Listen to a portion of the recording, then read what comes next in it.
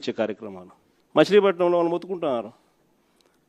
ఉన్నదానికి already land ఇచ్చినాం, already port జరుగుతూ ఉంది. చెన్నైలో పోర్టు ఎన్ని ఎకరాల్లో ఉంది చెన్నైలో పోర్టు? ఇక్కడ వీళ్ళకు 2000 ఎకరాల్లో పోర్టు కడతారు, పైన ఇచ్చినాం. పోర్టు కడతా ఉన్నారు, ఆపేసినాడు. ఇంకా ల్యాండ్ అక్విజిషన్ చేయాలంట. వీళ్ళ బినామీలందరినీ పంపించినాడు, భూములు కొనుగోలు చేసే కార్యక్రమం చేస్తూ ఉన్నాడు. దాని తర్వాత దాన్ని మొదలు పెడతాడంట. ప్రతి అడుగులోనూ కూడా నాకేంది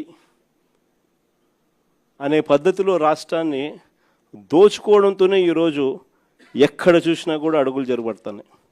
ఇలాంటి వాతావరణంలో రేపొద్దున 2029 ఎన్నికలు జరగబోతున్నాయి. ఇంకా మీ అందరికీ కూడా ఇంకొక శుభవార్త ఏమిటి అని అంటే, రాష్ట్రంలో సీట్లు కూడా పెరుగుతున్నాయి. 175 కాస్త 263 స్థానాలకు ఏకంగా 50% పెంచి 263 స్థానాలకు పోతున్నాం.